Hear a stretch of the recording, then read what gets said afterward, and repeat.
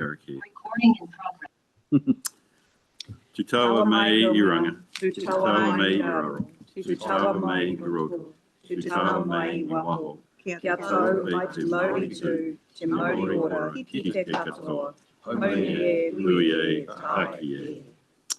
Thank you very much. Any apologies? We have any apologies, have we? Always. Nigel, welcome. Look, to all of you that aren't members of my committee, you're very well, firstly, very, very welcome, as I said at the start, and please, you're just a normal part of the committee. I guess you're not technically entitled to vote, but please do join the meeting with questions and contribute to the discussion. It's great to have everybody here, and I'm deeply appreciative of that as well. Are there any matters of your interests in the agenda items that you need to raise? None. I don't think we've got anybody from the public with us, so there is no forum. Kirsten, is anything that you need to note of a minor matter?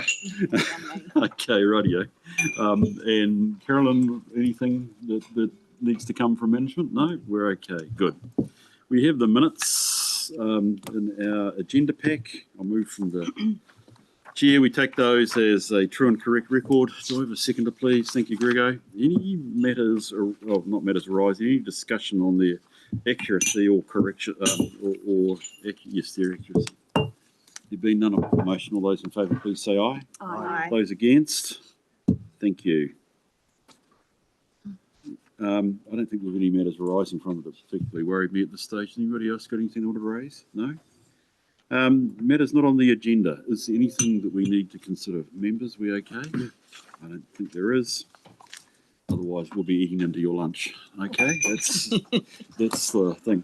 Okay, right. We're going straight into a couple of sessions, which I'm grateful for, which is a chance to look a wee bit more at a couple of our risks. And I think I can't remember quite whether I said this or not, but I'm really glad we've got this at the start of the agenda, because sometimes we squeeze this sort of thinking into the last drag of the day. So I'm very glad that we have got this at the start. So I will hand over to somebody else, Carolyn. Okay.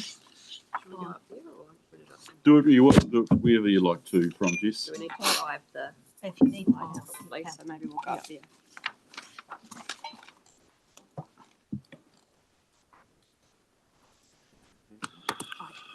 I think at the moment in local government, a sustainable financial strategy is almost oxymoronic. So hopefully we can we'll disprove it here in Napier. Thank you, you guys. Appreciate that. Good morning, everyone. So Jess and I will take you through the deep dive of Strategic Risk 23, which is a sustainable financial strategy. So the purpose of this deep dive really is to provide the committee with the assurance that we have the sufficient controls and treatment actions in place to ensure that this risk remains within Council's appetite of medium.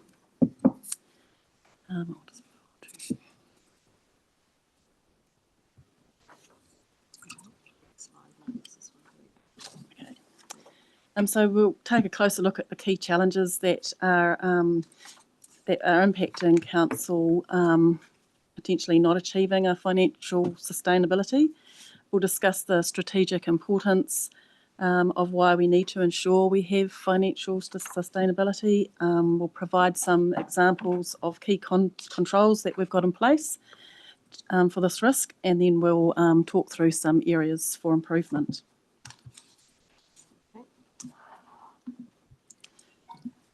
So Strategic Risk 23 is the risk that Council is unable to achieve a sustainable financial strategy.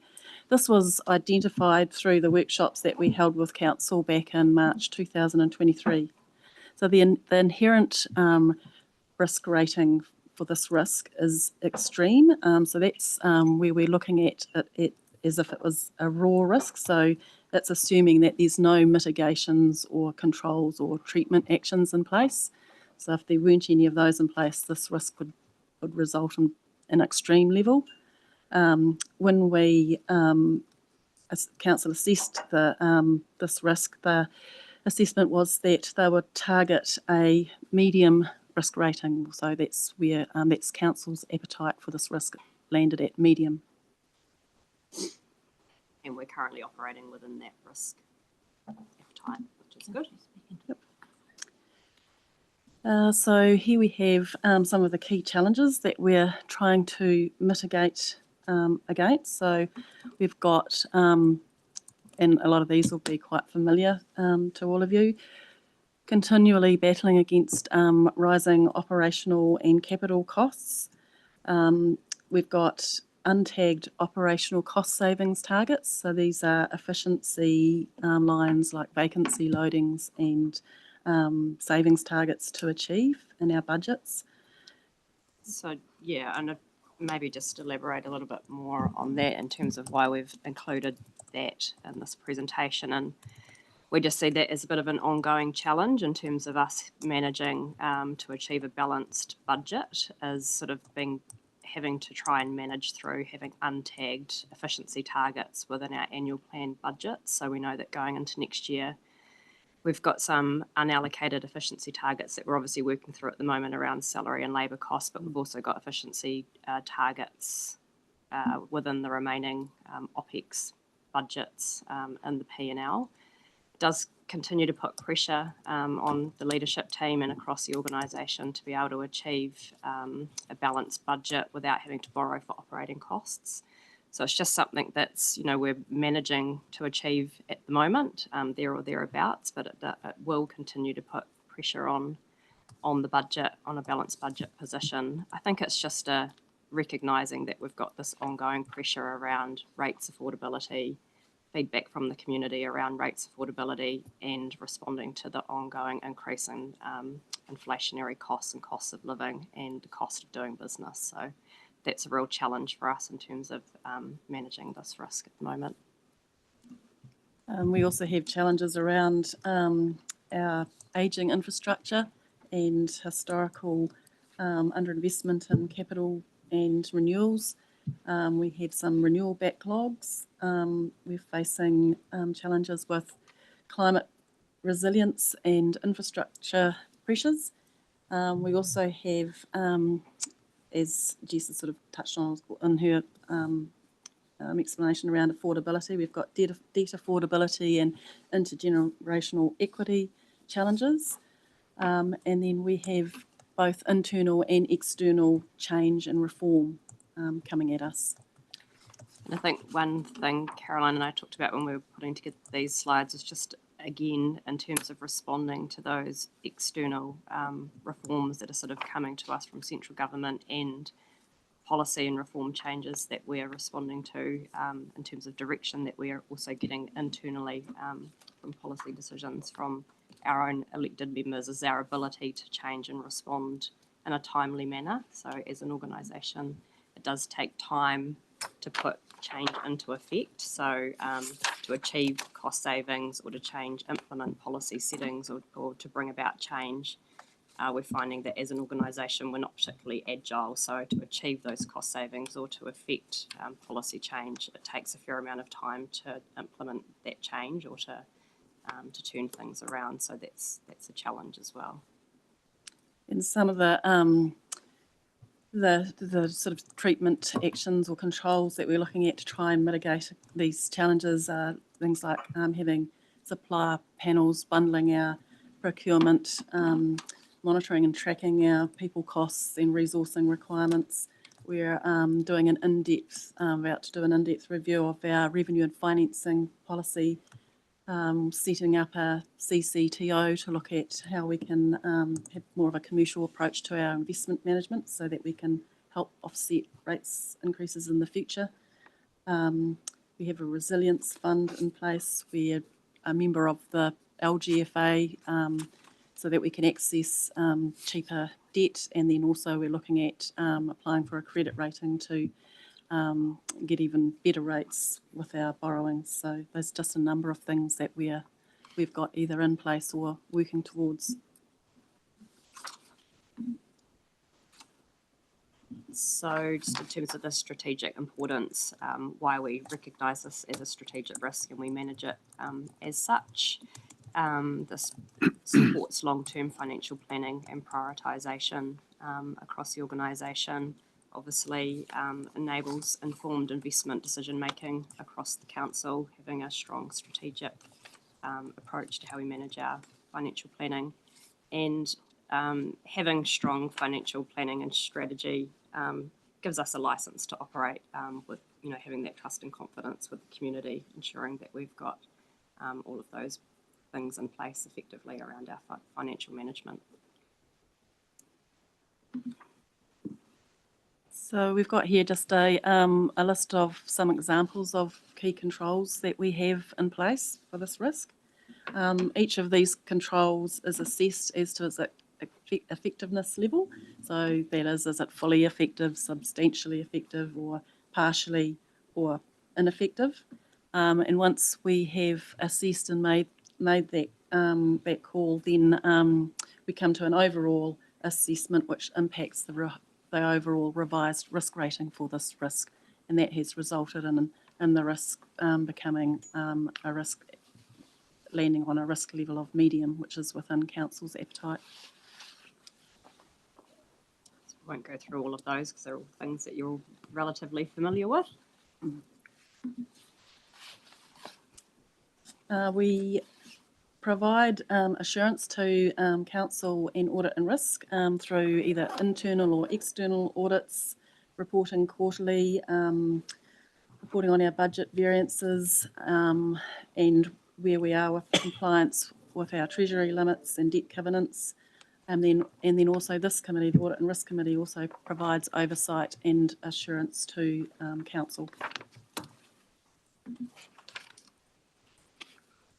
So we've got some focus areas for improvement, and I think one of the questions was sort of why we've got sort of a treatment actions in progress when for improvement when the risk is within appetite, and I think because we're always looking for continuous improvement, and it's always a bit of a changing space and environment that we're operating in, so it's important that we're always revising and looking to improve. And it provides resilience as well. So we are looking to improve our financial scenario, financial modelling, and stress testing our resilience in that space, integrating our asset condition data into renewal forecasts and enhancing that link between asset management planning priorities and financial strategy. Developing clearer investment prioritisation, and obviously a lot of work's happening in that space around the development of our CCTO and our investment asset portfolio. Improvements to our performance reporting framework, and we've recognised that there's definitely some work to do there, and we're kind of on a continuous improvement process in that space, and recognising that something that we've done well in the past is obviously reporting on work that we are doing, and something that we haven't done well in the past is providing you information and reporting on things that are planned in the annual plan or the long-term plan, but that we were not actually delivering on, and it's providing that context and an overview to you around how we're actually tracking against delivering on our strategic priorities, and that's a sort of a continual work in progress around improving. And consolidation of our policies, so that's a piece of work obviously that's coming through this committee as well, is around sort of trying to consolidate down our policy work, consolidate policies, number of policies together, to reduce the number of policies overall where we can, and also sort of simplify them and make them sort of easier to read and use, and make sure that people understand usable language and that sort of thing in our policies. So we do have a number of areas for improvement underway.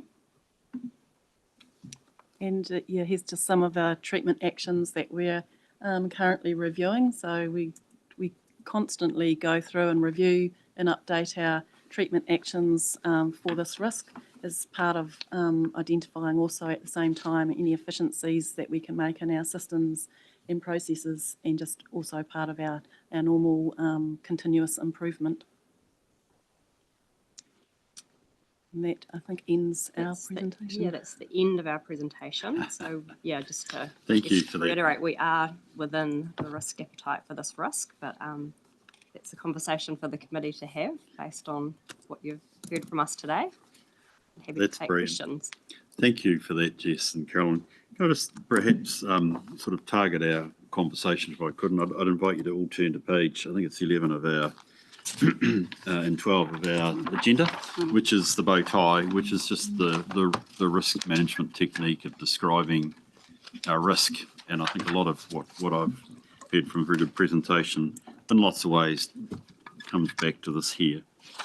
So our role in looking at this recommendation, or indeed effectively doing the deep dive, is do we agree with the assessment in here? And that's in the centre of the box, the risk little context, where it says our current setting, the status of where we feel we're at is medium risk, and that's actually where we want to be according to our risk appetite. And you may have some questions around that, and Dave, you might be able to help us if necessary there. The other thing then that is really useful about this is, are you happy with being in that position? You've heard the headwinds, the challenges that Caroline and Jess have outlined. Is the response that we see here, either maintaining the controls or indeed the improved treatment actions, what you consider adequate? So that's our task today, is to just confirm the settings and basically the treatments that are proposed. And I note there are timelines against them. Well done, Caroline. I can see those sitting there. Are we happy with the position that we're in? It's our chance to assess financial sustainability risk and the position where as the council. Anybody want to ask questions or open Hayley? Yeah, to answer your question, maybe. But just wondering, like, for me, there seems to be a really big interplay between this paper and the next two. And so wanting to ask a little bit around what your thinking is around, if you go back to the last slide, with our asset management maturity improvement, only sort of 10% of the way through, us having really good information about what our assets are, what condition they are in, and what the projected work forward seems absolutely critical to us having financial sustainability. Given we're only 10% through that sort of maturity process, how does that land? Or can you talk me through how we got that and we still land at medium? It's a good question. I'm just conscious that we haven't had a chance to meet with Kate over her paper, but I would like perhaps just a more, so let's not deal and drag poor old Kate up here at the moment, Hayley. Yeah. But I would be interested just perhaps in thinking through the broader aspects that the treatments, which you're quite rightly focusing on, Hayley, do link to many other parts of what we're doing elsewhere in the organisation. I don't know whether there's any sort of overview comments you can make, recognising, well, Kate and us will meet in a couple of moments. Yeah, I suppose it's fairly speculative in some aspects in terms of it's an improve. I guess we're continuing to improve on what we have had in terms of asset information in the past. Russell's nodding, so that's a good thing. He agrees with that comment. I think if we were all the way through our asset management roadmap in terms of delivering all of those outcomes, probably the revised rating would be in the low space, because we've got significant debt headroom at the moment in terms of our ability to respond. Okay. And I suppose that probably offsets our maturity around our asset management understanding, probably in my mind. So we're kind of somewhere in the middle. So there's some ambiguity around the understanding of the condition of our assets, but I think that we are further along in terms of where we have been in the past, and we do have significant headroom in terms of our ability to borrow in terms of responding to issues as they arise. So I feel like that's probably whereabouts we've landed in medium overall in terms of our financial risk around responding to asset condition. Awesome. Thanks. That was the sort of answer I was looking for. And I've got another one around one of our controls is having the resilience rate set up adequately. And my understanding on that is that that resilience rate is largely tagged to pieces of work. And I would think in terms of financial sustainability, that would be more like creating a rainy day fund so that we have something there for response. Yeah, just comment on Yeah. that. So you are correct. The resilience rate is mostly committed. There is a small part that isn't. That will build up over time. But you'll recall through the annual plan process, council approved reducing the proposed increase to the resilience rate to bring it back down. That was a decision of council at the time. So at the moment, we have sufficient funds in that resilience rate reserve to cover emergency management, resilience planning, resourcing,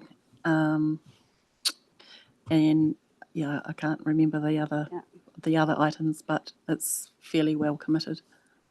And I suppose just the relationship between what our decisions have been around the resilience rate and then what that does to our risk rating. Like, I'm assuming if we had said, right, we'll create a big slush fund's not the right word, but rainy day fund, that would bring our rating down further? Well, that's one control. So that is, It's the last one. is it the last one? Substantially effective, but to impact the overall risk rating,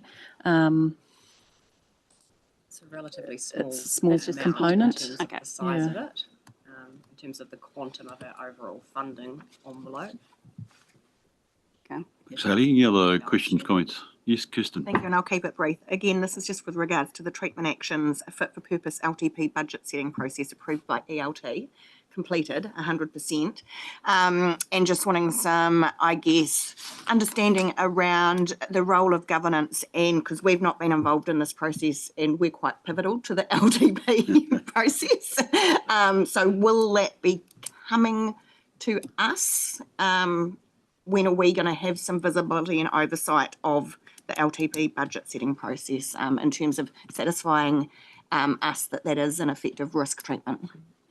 Yes, so this one, 100% complete, that would have related to the LTP just passed. Right. Yeah, so Okay.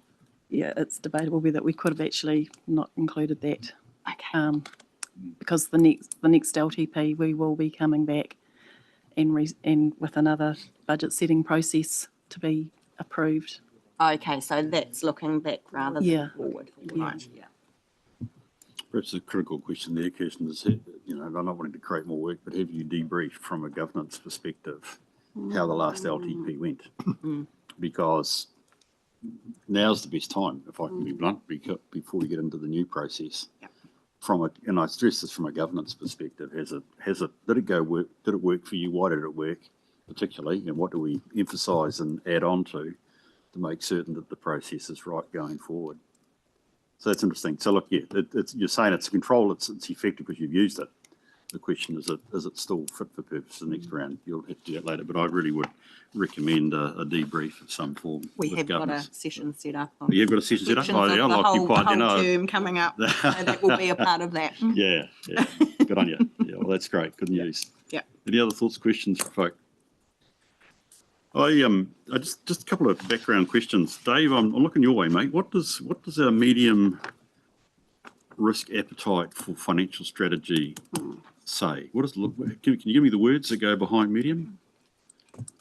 Of course, it's a combination of the consequence level and the likelihood.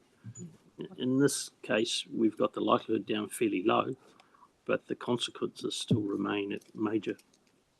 And it's how effective those preventative controls are at preventing the situation occurring that we're reliant on them. Yeah. And you'll see there's a mix. For instance, I think it's important to recognise that the asset management strategy is a mitigating control, so that'll reduce the consequence level. It shouldn't really affect the likelihood. Okay, but yeah, as far as a medium level of risk, I'd have to refer to the policy document that details that. But yeah, the consequence is probably where it's more pertinent. That are we if this thing's come to reality, Mm. it's amazing. So the real concern we have is that actually what is the current financial strategy and indeed the actions you're taking at the moment, Jess, which is to, as you've mentioned, a balanced budget, which is a substantial challenge for most local government at the moment, and your financial strategy could be derailed by events which are either external to the organisation or indeed what I'm hearing, Carolyn, is that the treatments indicate there are still some substantial things that you're trying to do internally to improve the situation. And again, Jess, I think you used the words, if I got it right, there's some challenges around that for a whole bunch of reasons. I think you used the word, though, interestingly, agility and the speed to implement, which could impact on us achieving that balanced budget and the broader aspects of the financial strategy, correct? So there's still a bit of risk floating around with this. I mean, dare I say it, if I could be blunt, by 30 June, we'll find out where we're at actually against the financial strategy. Yeah, I think. And perhaps you're indicating there are some headwinds, at least internally, in terms of these controls, which would help or give us greater confidence that we're somewhere able to hold the strategy, right? Yeah, that's correct. Yeah. So there's a wee bit of heightened risk around here. It might still be medium, but we should be aware that the implementation of these is important. This is where it comes to a question of objectives and priorities, and I'm talking to my committee members here. Are you prepared to trade off on that agility, the lack of agility in implementation to get it right and potentially sacrifice the objective of a balanced budget? I'll leave it as a hanging question, but that's the critical thing. If Dave, I'm going with what we're saying here. We're an appetite. Yeah. But this, if we had an arrow up or down relative to where this risk is travelling, it might be just nudging a wee bit up. And the question becomes, as governors, is that really meeting our risk appetite? So I'm going to leave it as a hanging question, but that's actually what this risk is all about. Is actually, have management got the right priority on as best we can, not having this risk affect us? And your objective is a balanced budget. Do these controls give you confidence that we'll get there? That's the question that we've got. Okay, it's true for any council, by the way. There's nothing here that Napier is facing that nobody else is. In fact, I liked your point before, Jess, that substantial debt capacity, it adds a bit of suspension to the organisation, which means actually to some extent you can face a level of shock without it forcing the place, I'm talking here in sort of catastrophic terms, into disaster. So it does, if I'm giving you my advice now, it does suggest there is some leeway around that trade-off of your objective about a balanced budget with getting this stuff right. All as I'd note, there are dates against that. So Hayley, I know we're about to see Kate, but I was just thinking at a high level. I remember when the asset management stuff came to us in the last couple of meetings, Kate, the critical thing about the timing of this, and it goes back to the treatment, was that we want it done by 1 July 2027. I think I did say, and it's always a challenge, isn't it? I said, how do we make certain this is in play, this control is in play and effective for the next round of planning? Because asset management is about optimising your asset spend. And what do you need to do with your next LTP? But if anything, is optimise your asset spend. Anyway, we'll come back to the detail of that when we come to Kate's papers. Okay, those are sort of my broad thoughts. We know where we are. We have a plan. We're subject to external shocks. We know what we've got to do to improve. Okay, there's a wee bit of headwind trying to get those improvements in place. But I go back to your point that at this stage there's a bit of financial suspension in the system, which perhaps give us a wee bit of leeway to get this stuff done right. So it feels like medium risk, and that's what we want to be as a minimum. Any other thoughts or comments? Yeah, Dave. Yeah, just a comment that with the previous setting for financial risk appetite, it was low, but it did move up because there Yeah. was some more appetite for it.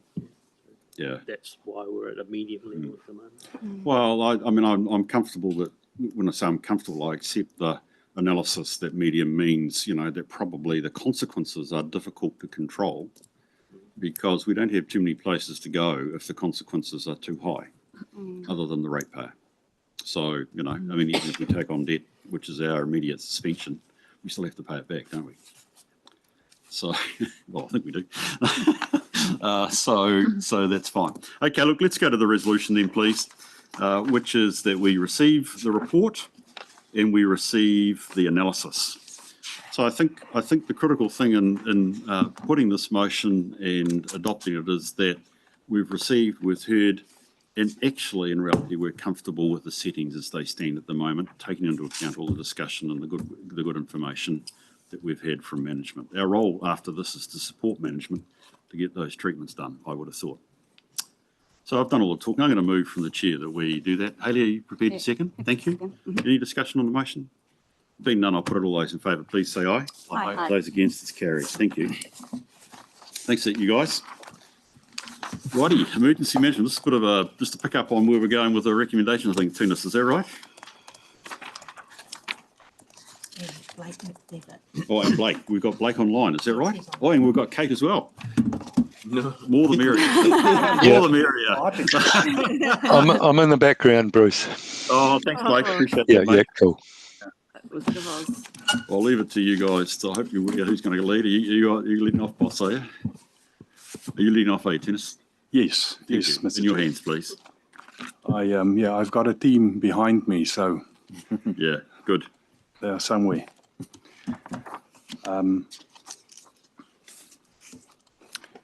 Good morning, Chairman. So I'm going to talk about the strategic risk 33,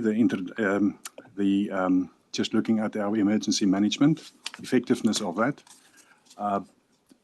There was a question raised that at the draft agenda meeting that I'll just give a bit of context from Cyclone Gabrielle's viewpoint and how did we move from there. I've tried to do it not too long because it can get, there was quite a lot of work done on it. So I'm really trying to just keep to the I have the documentation here and it's also online, most of it, that if people want to go into detail, they can have a look at that. I want to start off by saying that Cyclone Gabrielle started on the 14th of February 2023. The Napier City Council activated our EOC on that day and tried with limited structure and training at that point to do absolutely the best that we could do. The staff adapted the SIMS structure to then set up the EOC. We've also had a lot of help and support that the community really came to the table. And I want to start with our staff because the staff was really in a situation where quite a few of them felt quite vulnerable that they didn't have the training, but still they did their best. And we also had parties from the Maori perspective. We had really good support, fire and emergency police, the churches, and many more of groups just stood up and became part of the solution. We also had, during that time, power was cut off. We lost power, we lost communication, and we were also cut off for a few days by damage to some of our bridges. But then after that, so during that process, there were lives lost, and we will always say that even one life lost is too many. And that's one of the major points that, from my perspective, that emergency management should look at, is that we try and have no life lost in this type of situations, depending on the situation, of course, but really working towards that. So what Napier City Council did then is we did an independent review of how did we go as with our setting up of our EOC. And we had Dr. Tracy Hatton from Resilient Organizations do the work for us. And out of that report that we received then in August 2023, we accepted the report, and very high level recommendations out of that report was the final report included recommendations to enhance Napier City Council's confidence and capability in managing future events. Specific areas of focus included enhancing lifeline services, ensuring effective coordination during emergencies, and increasing community involvement in emergency preparedness. So after that report, we then did a work plan that came out of this assessment, and the work plan then was approved by council in March 2024, and we've been working through that plan, and it's most of that information is also part of the strategic the risk 33, and it's those treatment actions that comes through in those. We also did part of this. We did the business continuity review that we found from a business viewpoint. How did we react and how did we work? And also got recommendations out of that. And at the same time, Hawke's Bay CDM the group also did a review, an independent review that was led by Mike Bush. Unfortunately, the time of getting an action plan from them, we didn't wait for that because it's still coming, and it's coming in July, August. Hopefully, we will get that plan. And so we sort of went ahead and did our own thing.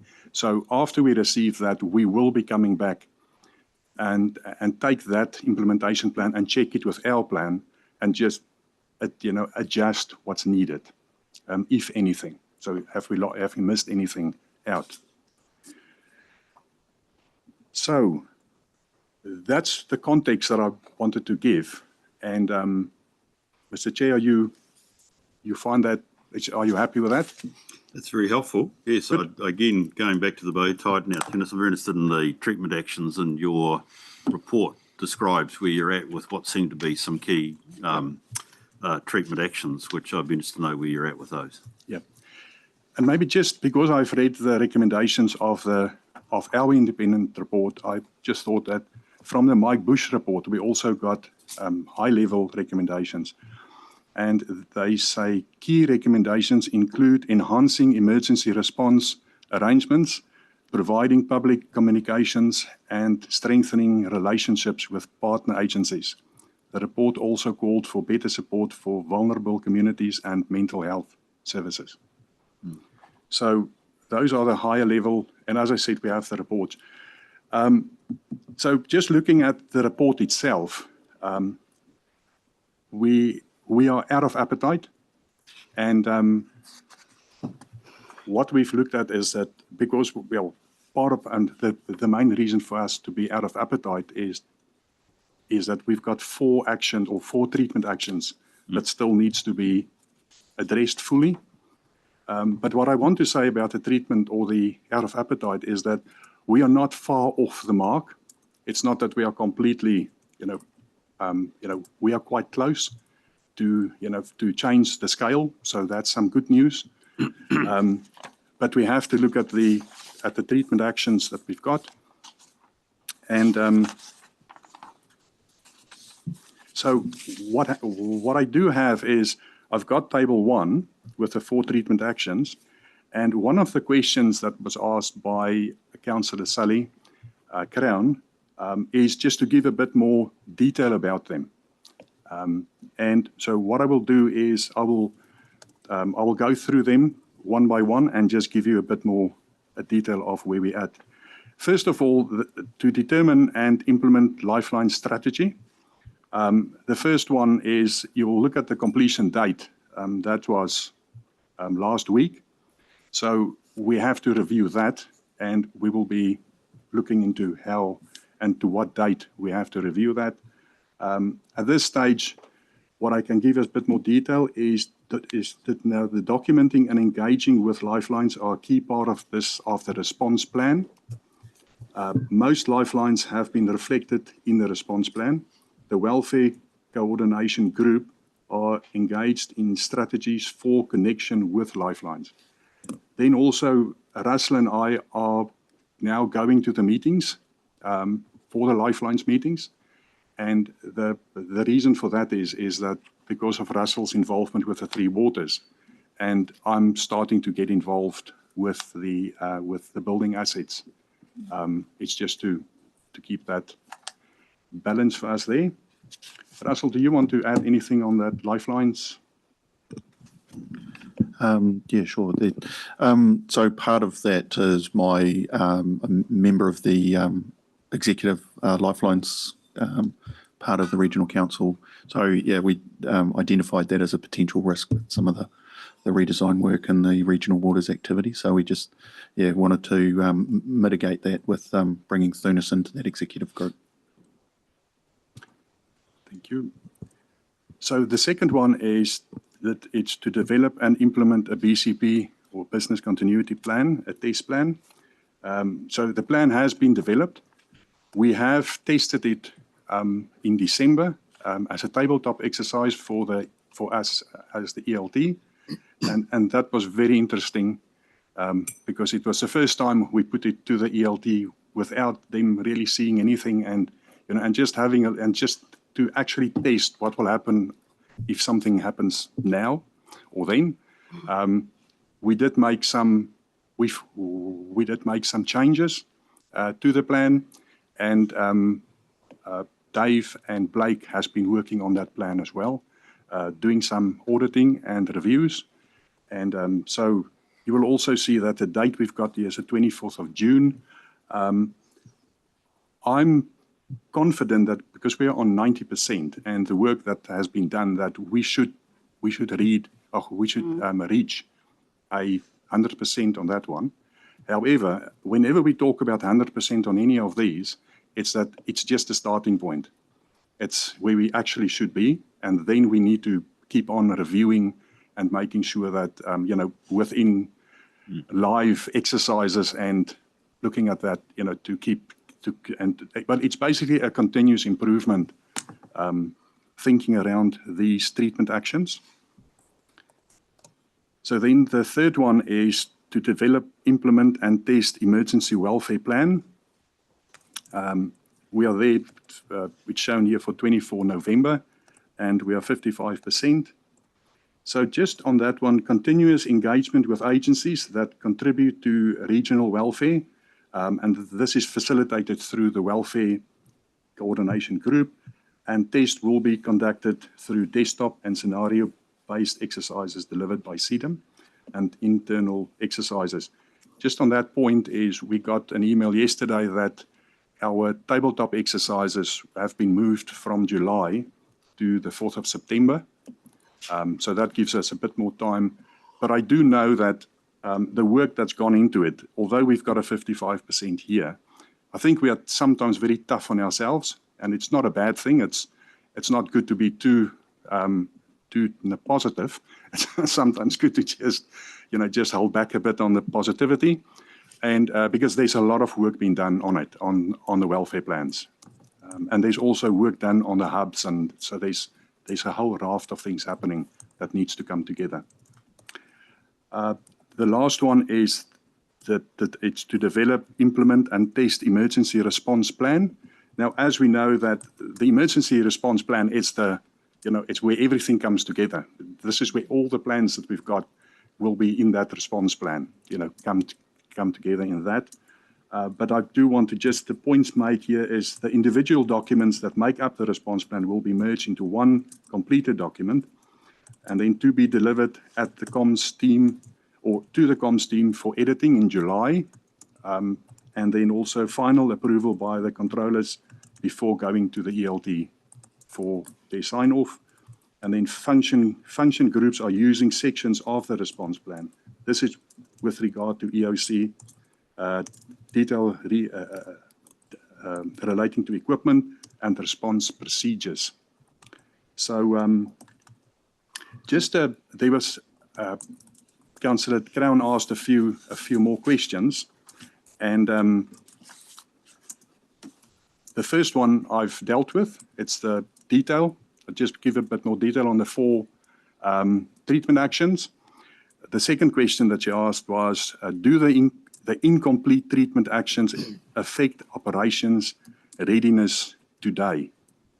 Now, I am positive about this, and I always feel that resilience and our team's resilience have been developed quite a lot around emergency management.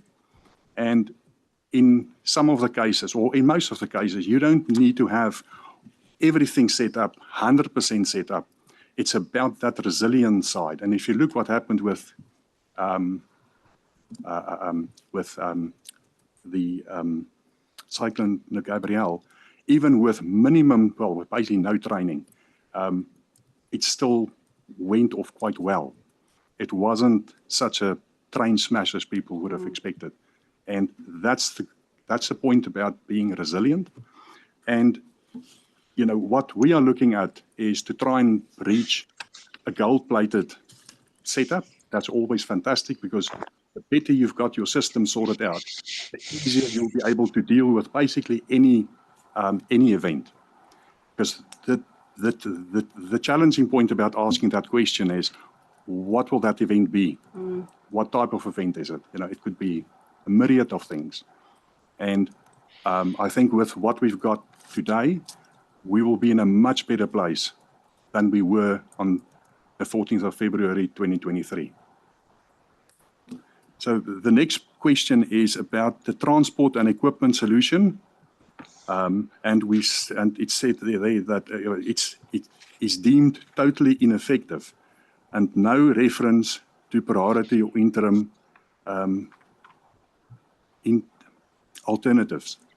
Now, that point is about, and you'll see, where did we put that on a 1? What was that rating? Yeah. What's the name? So just as a bit of a perspective for you, a 1 is a token gesture, in effect. A 5 is sleepless night stuff. So you can see kind of, and that's part of the calculation, how we add up the accumulative effect of all of the controls. So in that case, we left it there as a bit of a placeholder. Nice to have, but yeah, it's a bit of a wishful thinking at that point in time. So we didn't put that as a priority at this stage. I mean, there are other methods that we can use. There are other vehicles we can use for the controllers. The idea with that vehicle is to have it completely kitted out, a great vehicle that can just be you can do your comms from it. You can do basically almost anything you need to do from that vehicle. And at this stage, we feel that there are more important things to get done before we get that vehicle. So it is on our list, but it's not it's not critical. So the next question is, explain how ongoing weaknesses, for example, the ineffective communications, are being temporarily addressed. Now,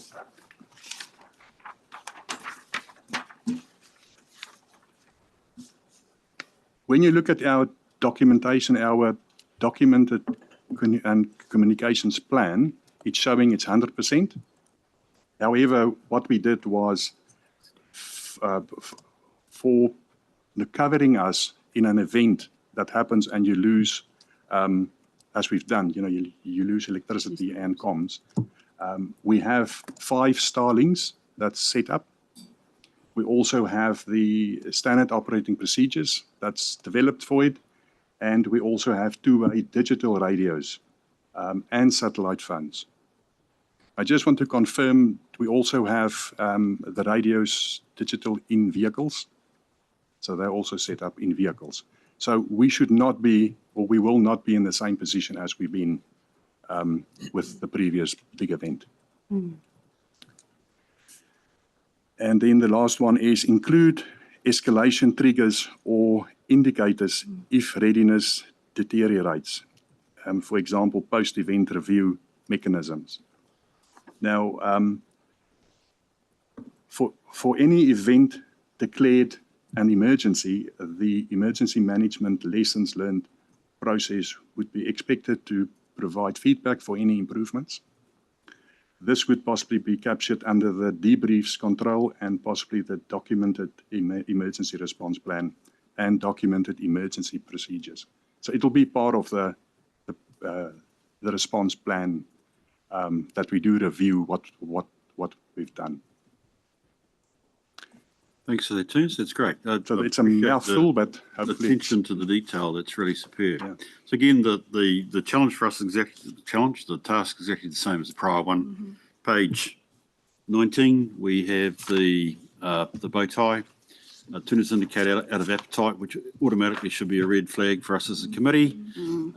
We've got basically the last 4 treatment actions as the points that Tunas has taken us through. And the assumption I take it from that is that get that done and that will bring us with an appetite. In other words, the residual risk will go to low, bearing in mind your very important comment that a lot of these controls are one that you keep live by testing in the ways that you talked about with the LT. So we've got to acknowledge that. Sally. Sorry, thank you through the chair. The reason for my questions was leading to what I wanted to understand was what do we have control of internally versus the external agency dependencies. So in my mind, that would lead to understanding the control that we have to shifting the risk level to the target setting that we're looking for. Yeah. So that, I'm wondering if someone can answer. I can go and then you can jump in. As we are going through these treatment actions, and we're working through them, for instance, if you look at the welfare plan, for instance, I think that's a good example, and also the lifelines, is that we need to work, also across our boundaries and not just with Napier City Council or with Napier City's boundaries. We need to think across the boundaries to make this as efficient as possible. Because without that, especially if you look at the lifelines, we cannot do it on our own. We're not an island. We have to work with the other agencies or with the other councils and agencies and external agencies, because a lot of that is in their hands. It's not in our hands.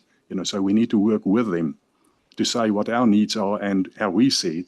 And then if they can't help us or the risk gets too high, we need to think about, for instance, what we've done with Starlink, handheld radios, that type of thing, so that we have a interim step to assist us.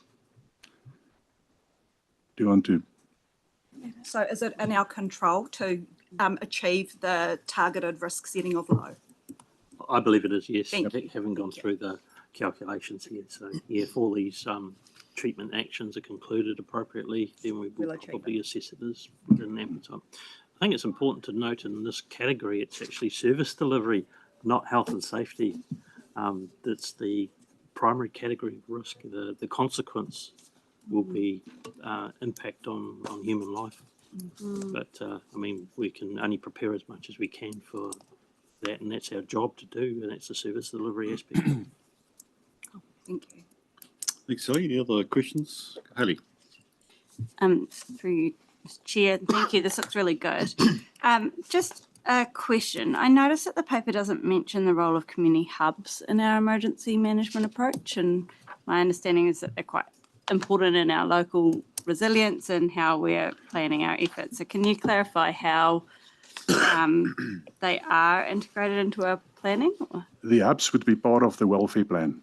The welfare plan. Okay.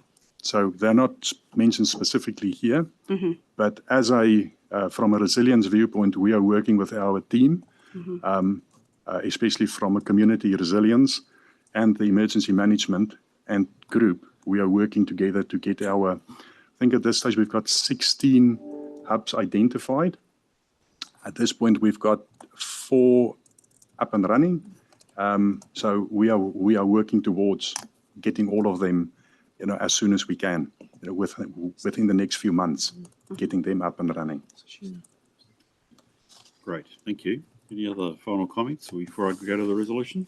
We go to the resolution, please, which is, again, should be looked at in light of the bow tie and indeed, obviously, your very helpful comments. Dennis, I just note in doing this that you're obviously waiting, and I think you said July, August for Mike Bush's and detailed requirements, which I guess will be the next phase where you'll have to consider how this does or doesn't affect the total treatment action. Anyway, the resolution is that we receive both the report but also and the verbal update from Dennis, but also the analysis of the risk itself, which again I just draw attention to. We're outside risk appetite, but Dennis, you've got the plan, and we've heard all about that. So to move that, please. Thank you, David. Thank you, Gregor. Any discussion on the motion? I'll put the motion. All those in favour, please say aye. Aye. Those against, it's carried. Thank you for that. Thank you. That's really helpful, and I'm very grateful for that and the time that's been put in by you and also by your predecessors to having a chance to have a reasonable look at those two big risks. Thank you. Kate, I wonder if we could move quickly on to the asset management roadmap progress, please.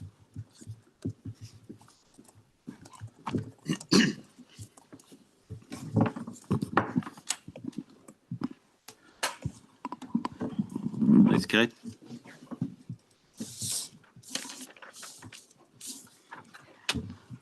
Good morning, everyone. I'm here to provide an update on asset management roadmap progress, and my report is about what we have done from Q4 2024 to Q2 2025, including key milestones, acknowledgement, technical progress, team collaboration, constraints, and forward considerations. So what have been achieved so far?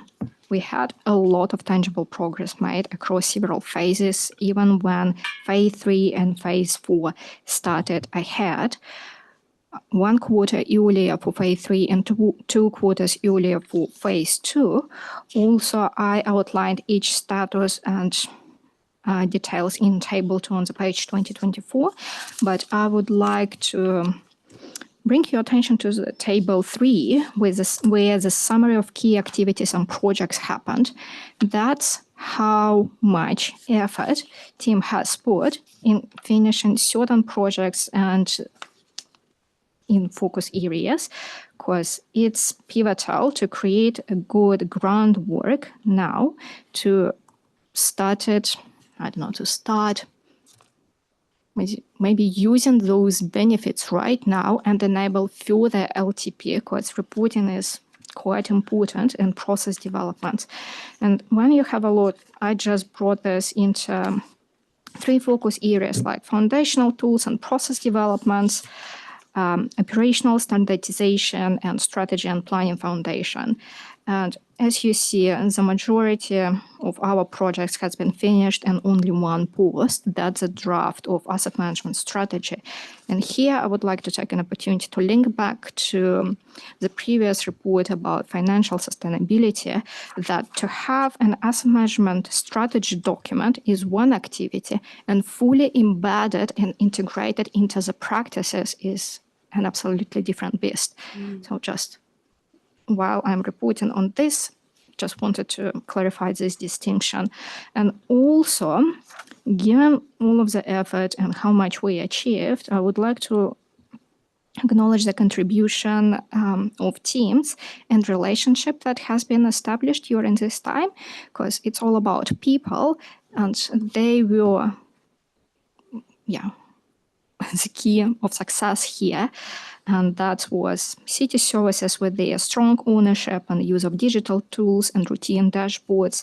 It was Amit and BAM with their technical leadership and mentoring across multiple work streams. It was Ahuriri Alliance and Three Waters who was active advocates and new adopters of new inspections and reporting progresses. And special thank you to Program Manager Transformation who work closely with us and enable digitalization of certain practices. And so what the current status is at the moment, capacity constraints still in place, and further work needs to be paused across multiple phases. And I would like to use this opportunity also to clarify the pause. It's more like a soft pillow rather than a roadblock in place, because we don't want to overstretch staff and people even more than right now, and we don't want to overcommit into something that we couldn't deliver. I think it's quite an important detail. The draft asset management strategy has been completed, peer-reviewed, but it's on hold pending the clarity around structure and priorities, as the likelihood that small changes are likely needed. And yeah, role of the asset management steering group also was pivotal here, because it enabled cross-team collaboration and oversight. And we did the maturity assessment, understand where we are at, where we want to be, and agree to pause the program to avoid premature commitment during the changes. Risks and constraints. As I said, capacity constraint still remains, and that quite resonates with one of the challenges that has been outlined in Caroline's report. Risk levels generally eased due to the complexity of projects and what we executed, and the difference are also outlined in the table 5 on page 27. Like, we did as much as we could to bring it back to within the organizational appetite and our control. And that's it. In terms of the next steps, we want to keep current improvement active and embedded further into business as usual. We want to retain coordination mechanisms like asset management steering group for future use, defer new initiatives until the future focus will be defined and capacity clarified, and focus our future efforts on high impact and well-scoped initiatives. So I can outline right now that we mainly focusing on reporting, process improvements, and better planning. Any questions? Thanks there, Kate. Appreciate that. Yes, Dennis. Sorry. Just wanted to clarify something. Comment was made that projects may not happen. And I just want to clarify that with the putting projects on hold at this stage, it's a short term. The idea is that these projects will happen. It may just be affecting, there may be a timing effect, a small timing effect, and not that it won't happen. And just another thing to highlight is that we will be, the LTP process, that time frame, it is a critical point for us. We need to rethink, timing and how are we going to be, ready for the LTP coming up. Thank you, Dennis. Some music to my ears, mate. Yes, Kirsten. Thank you, through the chair. And yes, news to my ear as well. And I guess probably makes this more of a comment than a question, because you've answered my question. But I was, and I do want to acknowledge the work that has been done in this space. Well done with what you've managed to get done in the time frame that you've had. I was quite surprised in the paper, though, that the reference to the fact that the staff are already sort of doing this work, balancing it against core responsibilities. I would see this as a core responsibility. And in my mind, if there does need to be some reprioritisation, then that needs to happen to ensure that we are continuing this work. And definitely in light of the fact that, as Councillor Brown pointed out earlier, this is intrinsically linked to our financial sustainability and the treatment action there. And it's also linked to our risk and assurance, where the infrastructure SR15 is one of our top 5 strategic risks, which is out of appetite. So this is an absolute priority in my mind. Good use of risk language, Kirsten. That's exactly, thank you. I'm encouraging that. We're out of the appetite. We have to work out where does this fit with our objectives and what are we prepared to trade off. Okay, look, I thank you for that. I think you said it's a statement, and it's one which I know Carolyn and Kate and Dennis, you'll take back to ELT, but it does reflect that we can, I think, if I can reinterpret, we're seeing the building pressure that actually there are some key parts here we need to have in play for the next LTP. this level to which we had the dispensation for 3 years. We've got to do something that's smart for 10, so it's adding pressure. Sally? Yeah, thank you, through the chair. I was reflecting when I was reading it around the idea of pausing the program. This is probably more a statement as well, and picking up on what's already been shared. And I wondered whether it would be appropriate for this committee to actually direct the reprioritisation and ask them to bring that back to us, rather than accept a pausing of the program, because for the reasons that have been outlined by Kirsten around our strategic risk and the objective that we're trying to achieve. Does it sound like you want to propose a B in here? Yeah. What's the B? I guess it is to direct officers to prepare a reprioritisation of the program and present it for the next audit and risk meeting.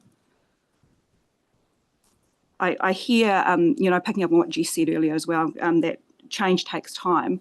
You have achieved a great amount of change already. And I'd hate to see that momentum lost, especially when it's so important to sustainability of the organisation. Yeah. Can you just, before we carry on, can you just work out some words for me? Sure. Which would be good. I think I've got a rough sense of where I want to go, but if you could, you're good at this sort of stuff, Sally, so give me the words. Any other questions or comments that folk would like to raise at this point? Yes, Haley. I think it's very highly aligned with what's already been said, and Kirsten, you nailed exactly my thinking. I suppose just looking for that extra layer of confidence that our ELT, so not a question for Kate, but that they're really confident that the new structure is going to adequately manage this asset management to meet those timeframes. Yes. Is that? I think we'll keep ourselves close to the paper here, which is we've got a program which we can see its importance. Okay. And Tunis, you used the word, and this is getting very close to your comment, Haley, but also particularly to the what you're working up there, Sally. You said this is a little timing blip. I think, if I'm sort of, you're saying it, and I hope it is. Because I think you're getting the sense that we want to support you guys do this because we see it's pivotal. So I think that's reasonably important. Folk, while I'm waiting for poor old Sally, is there anything else folk want to say? I do want to reflect, when I read this, I got the pause idea, but I also want to reflect the point that you made, Kate, if I took this incorrectly, if I took this correctly, there's a lot of good work being done, and you are using what you've been able to do so far, which is good. So in fact, it's already having some success, I take it, in improving practice within the organisation, correct? Yes. And I also like the point that you've said that this is also improving across team or inter-team, whatever, intra-team, whatever is the right words there, support of each other in this discipline, correct? Yes. Great. So we have got, we shouldn't beat ourselves up entirely, but actually it's still of, going back to your point, Kirsten, of a pivotal nature that we need to just check in on the prioritisation. Sally, any thoughts there? Well, no pressure. Yep. Fire it away. Direct officers to present a reprioritisation of the asset management roadmap, at the next ARC. Thank you. Okay. Brilliant. Haley, you want to Just a clarifying question on the intent of the motion. Is it around reprioritising the work over time or reprioritising the staff to do the work that's in the current time? I guess the reprioritisation of the staff would be the operational task in regards to for the staff to figure out. The governance thing would be for them to bring the project plan back to us. So the roadmap as it currently is, I wouldn't expect them to present us with a change in that if they can't deliver it. Yes. So the bit that I'm concerned with is them coming and bringing us the plan, and I will trust that they have the resource to be able to deliver on that plan. Is that fair? Yeah, we're at the plan level rather than the staff level is an operational issue. Yeah. So, which I understand, again, I accept the sensitivities around the current state, which is the reason for the pause. Can I just confirm? Yep. Direct officers to present a reprior Yeah, I did. We know the word. Roadmap at the next AR meeting. Yeah. It's to get it back on track. And sorry. Yep. Through the chair, hate to be wordsmithing by committee, Go but for it. I think just could we add in there, confirming that, we will meet the, timelines required for the long-term plan, because I think that's the key I element. wrote in preparedness for the next long-term plan. That was Yeah. my second part of it. Oh, Okay. yeah, Is that right? Yeah. perfect. Yeah. Okay, can we just help Carolyn Yes, here, sorry, I please, should before type. we go? So at the moment, I've got direct officers present. Reprioritisation. Yep. Yeah. Of the asset management roadmap at the next audit and risk meeting and confirmation. And confirm. Yeah. Yeah. And I've got and confirm that timeframes that I've got will meet the timeframes We'll meet. Yeah. Yeah. and confirm that timeframes will be met and confirm. For the next long-term LTP. plan. Long-term Yeah. plan.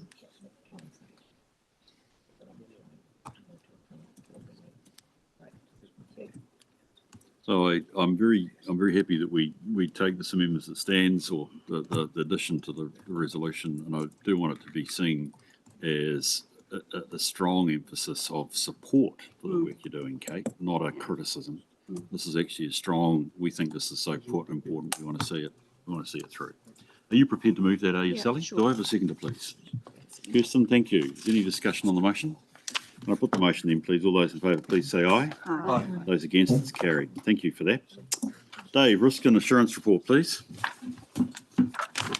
If I could encourage the snapshot version, mate, rather than the long version. I'm just conscious of our time. We've spent good time on a whole bunch, so if we can keep it efficient, I'm appreciative. Yeah.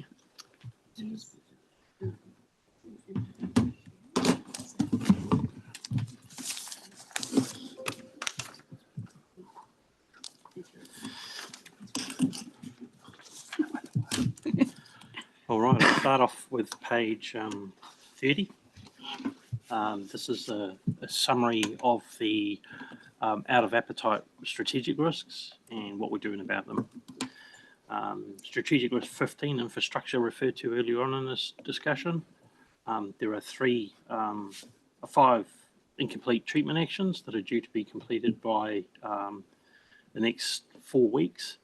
They need a little bit more work, and it was due this day for a review, so it was overdue, but it's been reviewed and pushed forward for another quarter. So we'll see how long that takes to put that to bed. I think there's a little bit more detailed work to go on there. I just need to ensure that people are clear the difference between a treatment action and how it works, and a control. Control being a permanent activity that we do to prevent or mitigate the risk occurring, and a treatment action is a short-term intervention, so it has a finite life. It's like a mini project. So yeah, those are never ongoing. Okay. So, and they're linked back to a control that either exists or it's intended to exist. Okay, so it's going to enhance its performance, and yeah, we can kind of plot that out in a future perspective. If we say, yeah, if this is 100% complete, then the control will improve. Okay. Strategic risk 22, we've had a deep dive on that, I suspect, from memory. That's service delivery. The treatment actions for that are anticipated to be completed by February 2026. So that will just remain out of appetite till we put that to bed there and then. Strategic risk 32, the failure to proactively manage health and safety risks or maintain safe work systems. Now, this is a combination of health and safety of the staff and the public. Predominantly, the CAM system manages health and safety of the public, whereas the My Safety system for the health and safety department, that's the staff. So there's a demarcation line there. We're working very heavily on that, and Andrew's put a reasonable amount of effort there. So personally, I'm very comfortable with where they're at with that. You've just heard the overview of strategic risk 33. It's pretty close to being concluded, and again, I'm very comfortable with the status that that's at. 36, delivery of programs and change. Given that there's having to be a little bit of a reset with the EPMO, that's going to be due in August for its review. So by that time, we should have determined some of the improvements. And probably it's fair to say that a year ago when we started mapping out this stuff, some of the controls may not have been as detailed and comprehensive as they need to be, and now Bruce is starting to get his teeth into that. You'll see the strategic risk map. This is the one that we use to do a very quick sense check for the ELT, but it's quite helpful for them to have a quick reference. It's starting to become superseded by the summary document, which is a heat map report, and you'll see the trends occurring. Not much has moved apart from strategic risk 32 trending down slightly.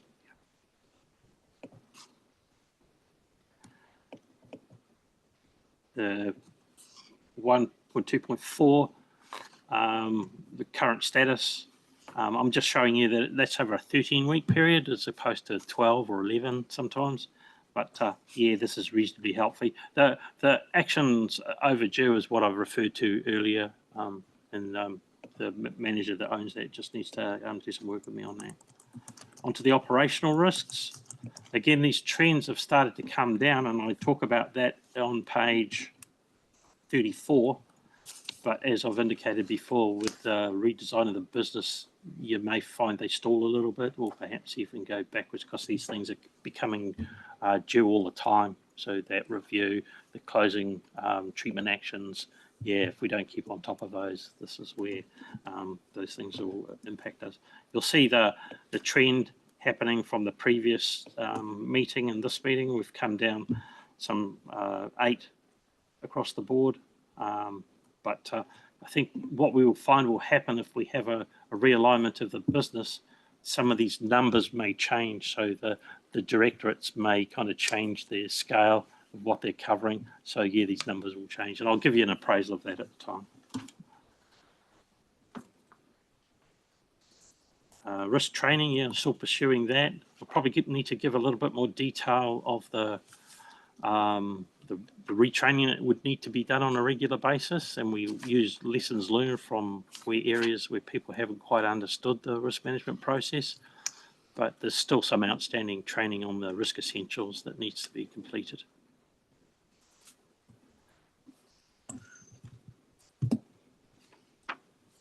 We've formally escalated SR32, so they're all formally escalated now that needs to be. I think it's important too to recognise that with the delegated authority that's within the policy document for the risk appetite, the owner of the risk can in some instances accept it outright and not do anything further, because they have that level of authority. So even though it's out of appetite, they could still accept it.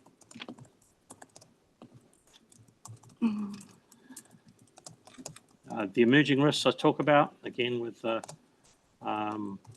redesign of the business, yeah, you might have some impact as a result of that. The uplift program still progressing, and basically it's kind of rats and mice stuff now that I could say that just need to be put to bed, and we'll keep pursuing that. You'll also find that part of our risk maturity process on the next key steps in 4.6 on page 38 is the next phase to focus on, and that'll be maturing the risk management process within the business. This becomes basically my work plan. Okay. All right. Any questions? Thank you, Dave. Appreciate that. Again, very comprehensive. Questions for Dave at this stage? Yes, Huddy. Kia ora. To the chair, just got some questions on strategic risk 21, and don't know whether it's appropriate to go into it now, but I'll give you a flavour of my thinking. I'm keen to understand the thinking about how we got to a low rating. So we just heard before we've got 16 community hubs identified, but only 4 up and running, and just wondering how we're measuring the preparedness of the community. So I don't know how you want to manage that, Mr. Chair. I could probably specify a question, or just feels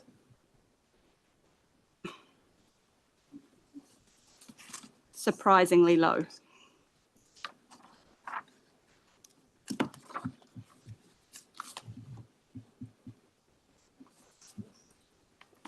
You able to comment on that, Dave or Dennis? Yeah, there's 3 controls associated with that risk: the budgeting in the LTP, contribution to regular meetings with strategic partners, the chief executive, and strategies and process. These are all substantially effective with criticality levels 4 and 5, so they're quite important, but they're deemed as being quite effective at this point in time.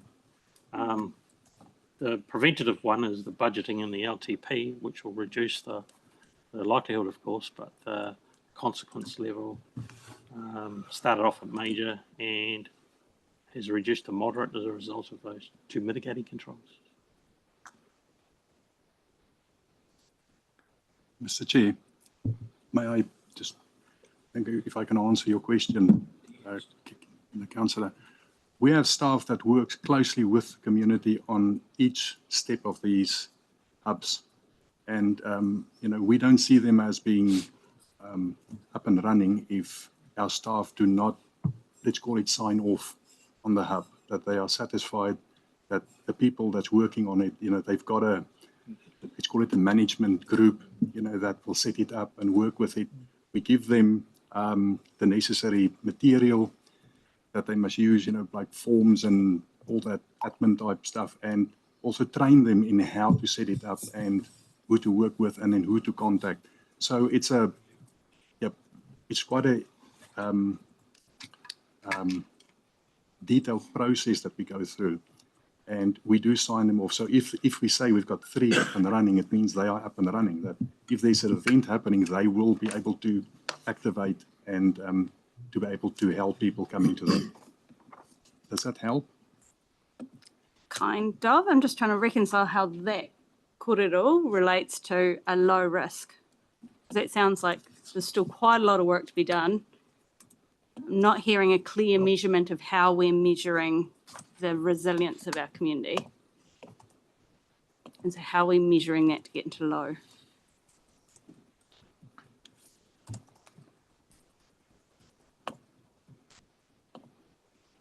The ability to help you here. Can I ask the question? Are we trying to measure the resilience of the community or the activities Our management of what we're doing to help improve that? I guess. Yeah, because that's.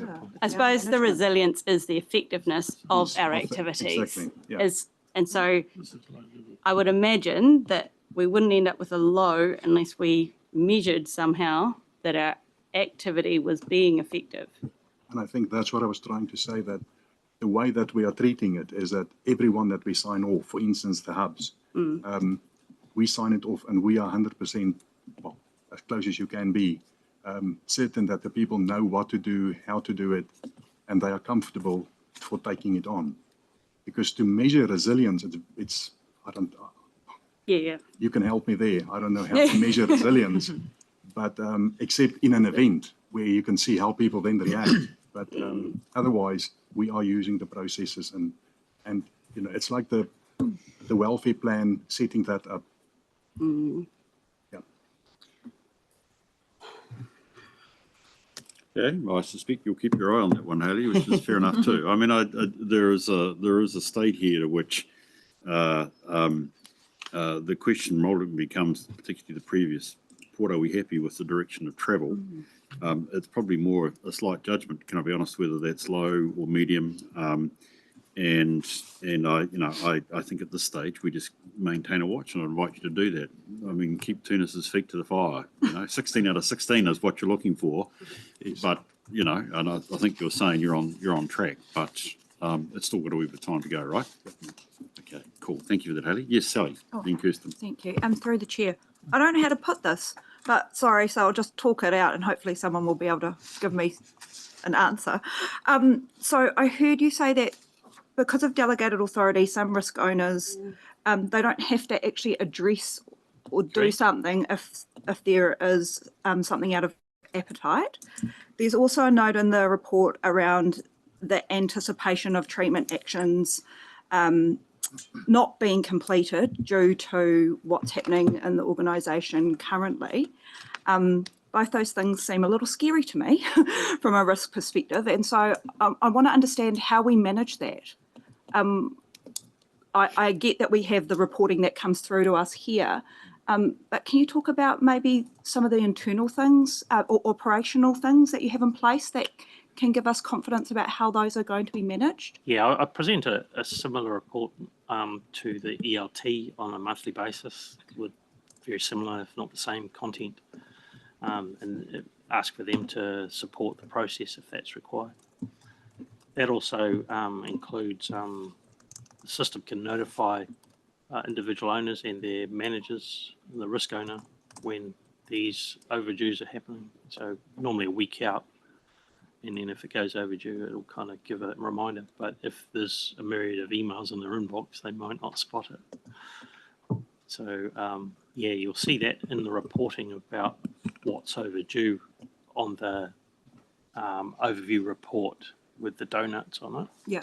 I think So what yeah, you're that's kind of where it must be. asking potentially, Councillor Crown, is potentially an overlap a little bit with sort of how we're managing the risk of the current change process that's happening internally, and how we're managing the risks associated with that around some key personnel potentially being affected through the change process. So I think that we'll have a conversation about that a little bit later on, and there are some key risks around business continuity and delivery of service and managing some of our strategic risks, which are being managed by the leadership team, and we've got a steering group which is managing risks, particularly of the project.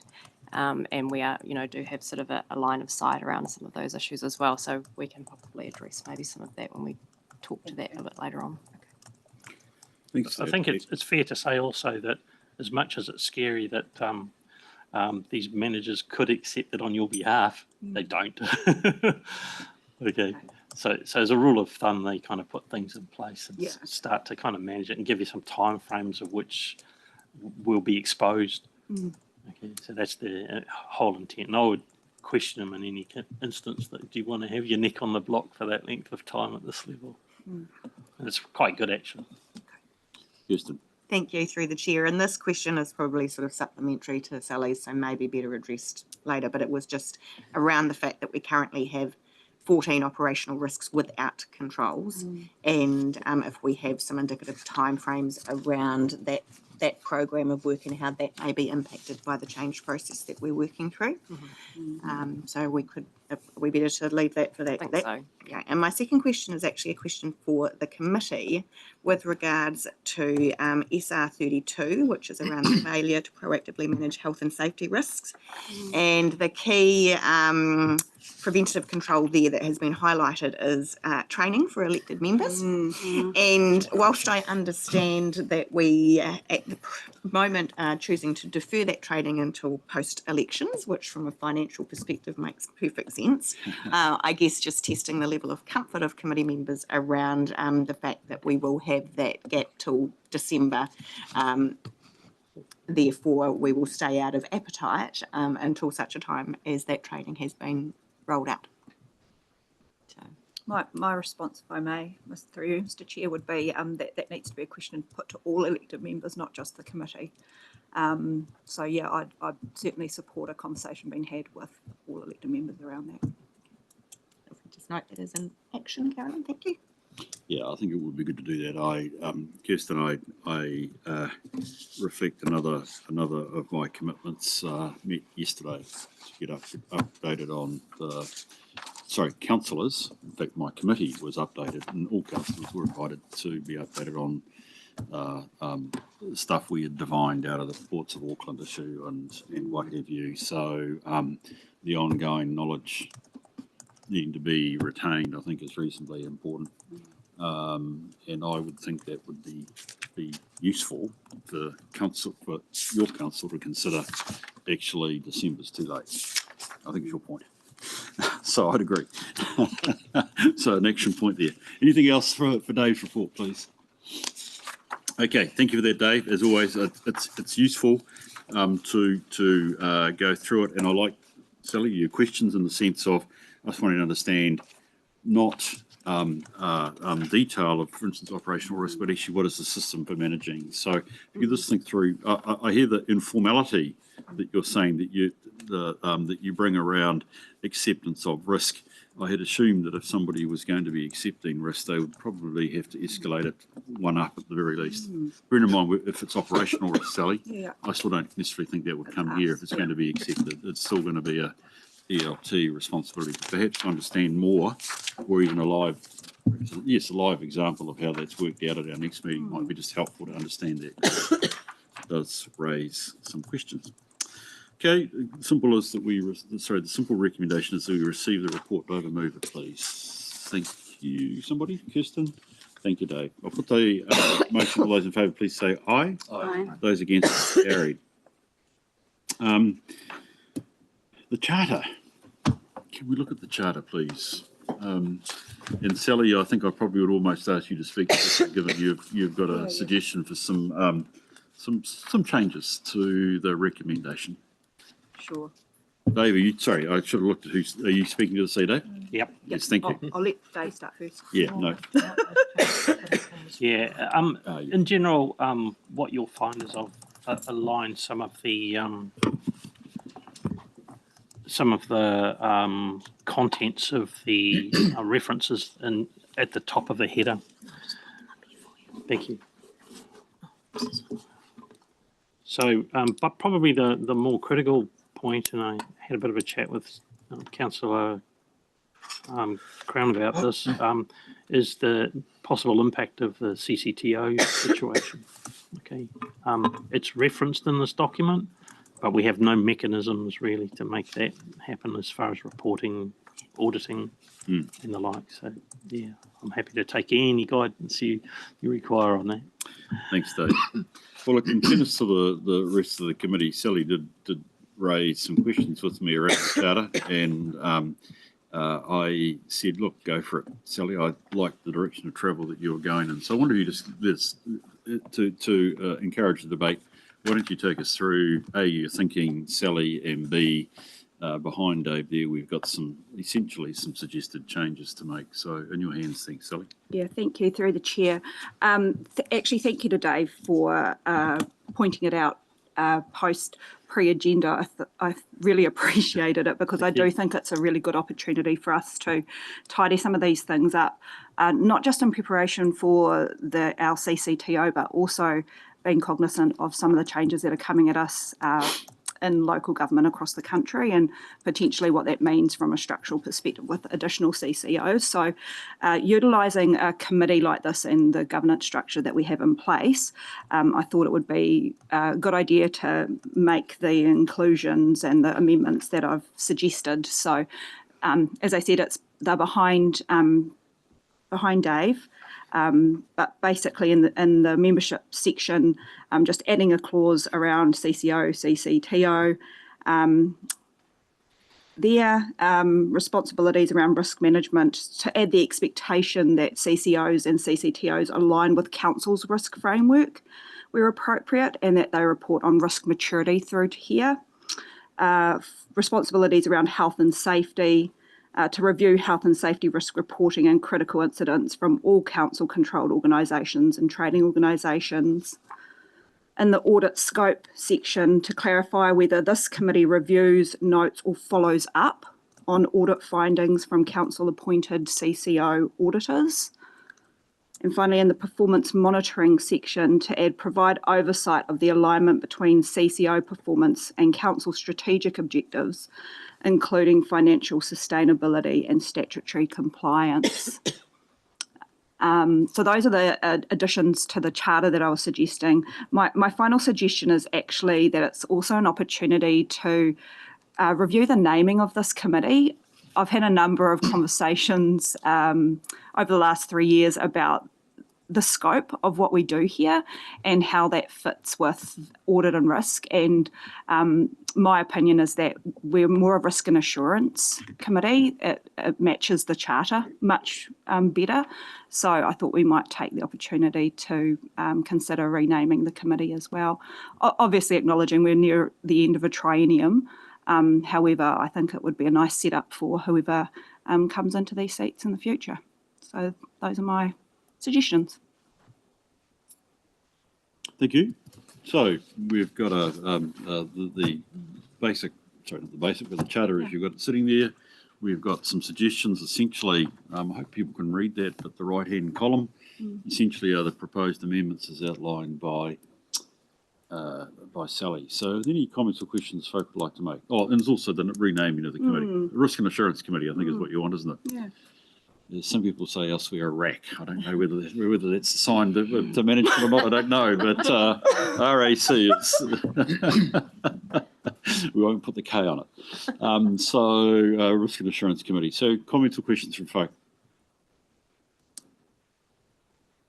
Okay, look, I support this, Sally. I think actually it is important that we do have the alignment between any subsidiary that's created with the responsibility of any parent risk committee is actually group risk.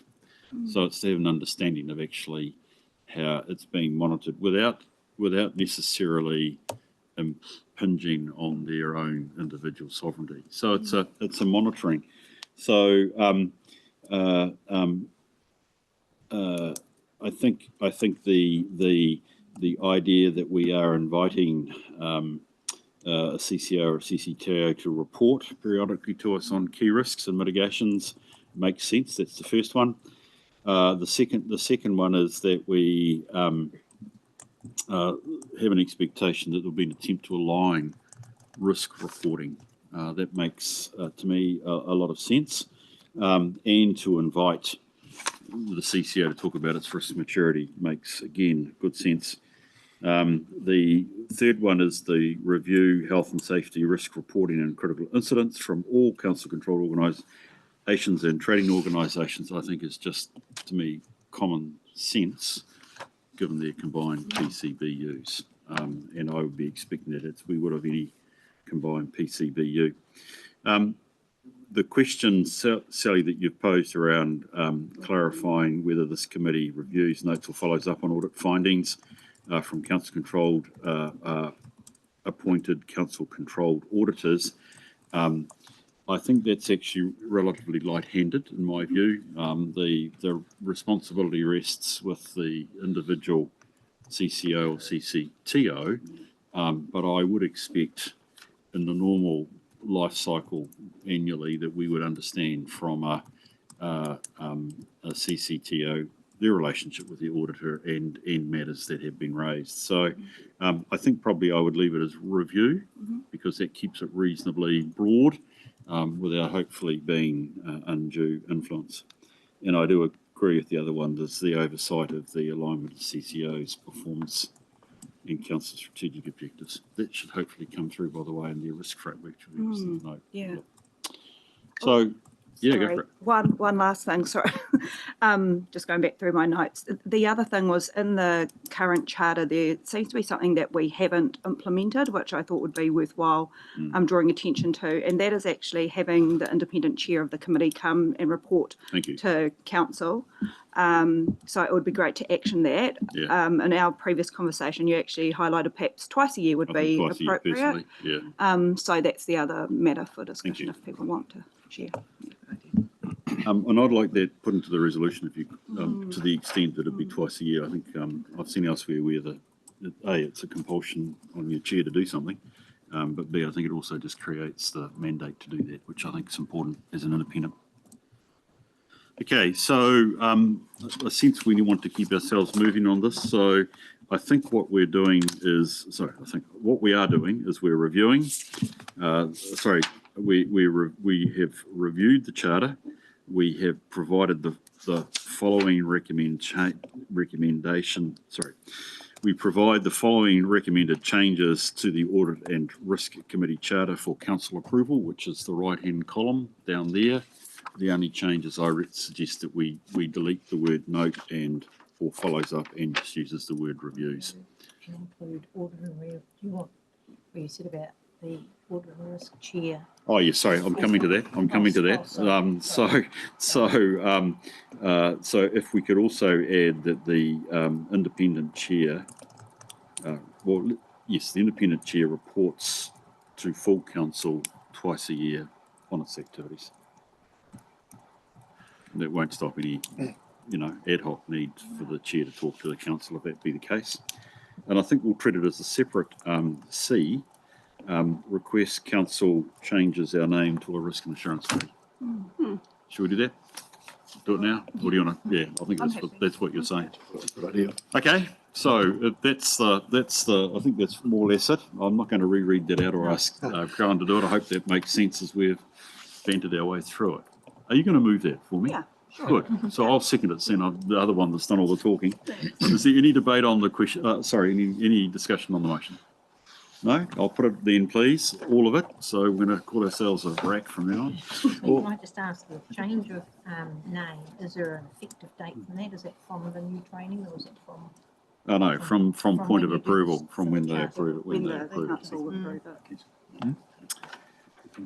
So put that motion. All those in favour, please say aye. Aye. Those against, it's carried. Thank you. Thank you, Sally, for that work. I was impressed with the diligence that you put into that. I'm deeply grateful. Rightio, so guidance on the insurance arrangements, please, or requirements, sorry, is actually the technical word. Sharon.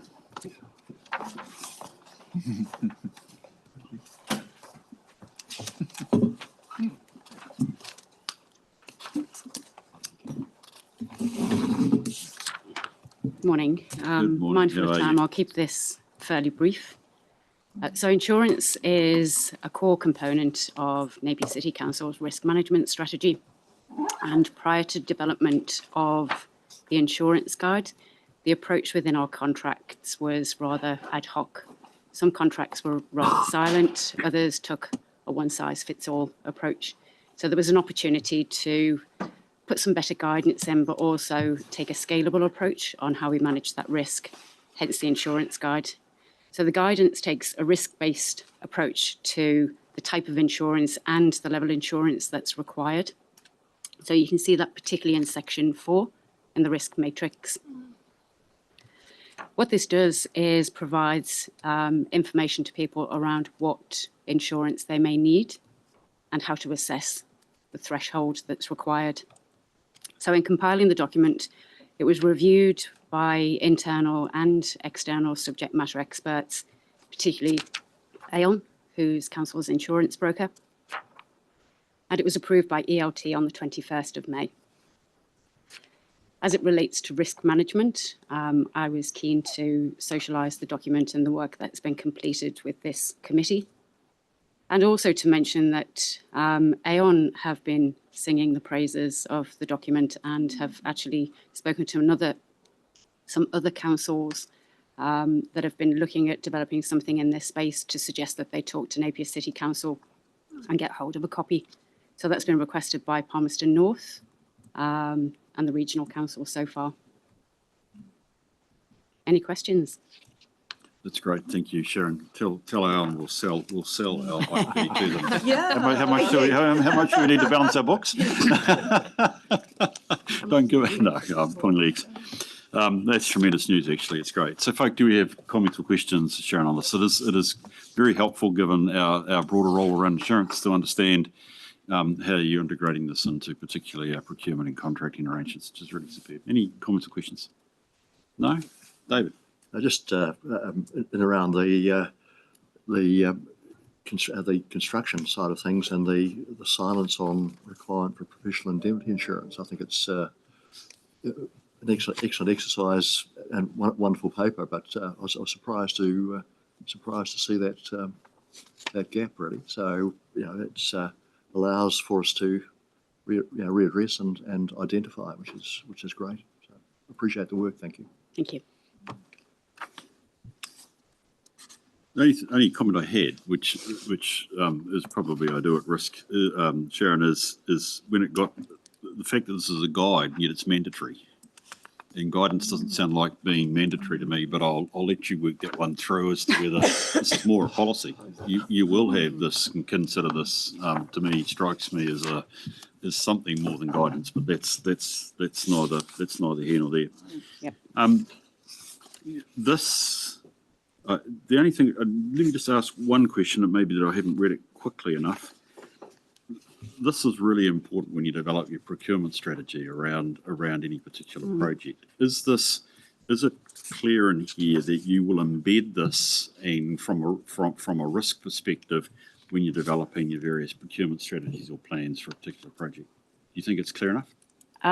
So what we are doing is we're trying, and it forms part of the next paper, within some of our procurement planning, RFPs and contract documents. What we're looking to do is bake in the guidance a lot more to put suggested content, and that includes reference to the insurance guide in those appropriate sections as well.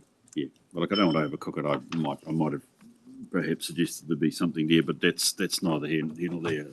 Let's deal with the next paper where you're going to bake it in, as you said, so that's good. But it just strikes me that we need to make certain it's looked at the right time. Yep. Which is the other thing that really goes with it. Well, that's great news. A lot of acceptance externally, and you're going to make us out some money elsewhere. No, you're going to. I would hope, in the spirit of local government, share it, which is great. So that's perfect. So we're asked to. Sorry, are there any other final points or questions? In which case, the motion is that we note the guide. Thank you, Sharon. Do I have a mover for that? Please. Thank you, David. The seconder. Thank you, Sally. I'll put the motion. All those in favour, please say aye. Aye. Those against, it's carried. Sharon, progress on procurement and contract management.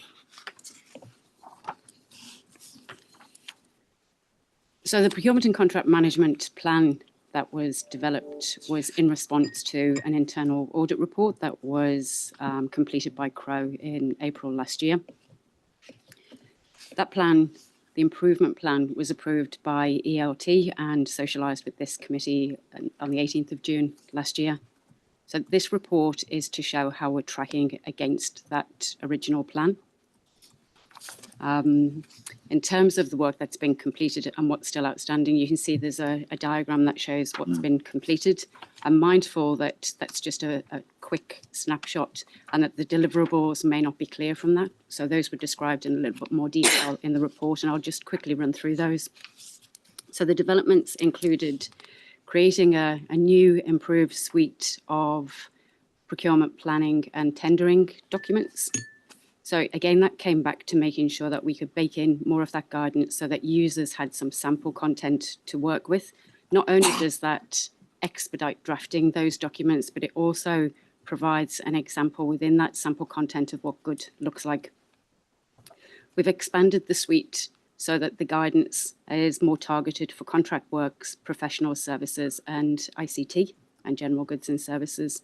So we developed documents that better reflected the different types of activities that we conduct across council, and they also allow for scale. So the lower risk, lower value, as well as the higher risk value. So we've gone deep and wide. So that set of tendering documents is, I think at the time of writing, it was 90% complete. We now have that 100% complete in terms of the planning and RFT documents. The second part was to look again at the construction contract documents that we use. So those are standard documents, but often organisations will have special conditions that apply to their organisation to ensure that any specific requirements or risk appetite is reflected. It had been quite a while since that had been reviewed, and I think over time, not all of that documentation had been version controlled. So it was a really good opportunity to review, does it still reflect what we need now? So we've been working again across the organisation with subject matter experts, but also seeking some legal support from Chapman Tripp around that. And again, it starts to reference things like the insurance guide, provides a consistent approach to things like bonds and retentions, and also gives some guidance around what type of content may need to be considered around specifications and those sorts of things. That work, I'd hoped I could say was completed. We've got one more meeting with Chapman Tripp, so I'm hoping I can say it's complete as of next week. The focus initially has been on 3910, which is the construction contract. Once that's completed, we can flow that work quite quickly into the rest of that suite of documents. We are using the 2013 version, so 3910 was updated last year. What we've done is bring through elements of the 2024 version into that document. It's the document that most people within council and our suppliers are currently familiar with. What we hope to do is move to that new version probably within the next 12 to 18 months. The insurance guide was developed as part of the suite of enabling tools. We just talked over that. There is also an evaluation guide that's been developed to provide better information for anyone involved in a tender process going through the evaluation stages. So that was highlighted as a particular pain point for people, so hence the guidance and support there.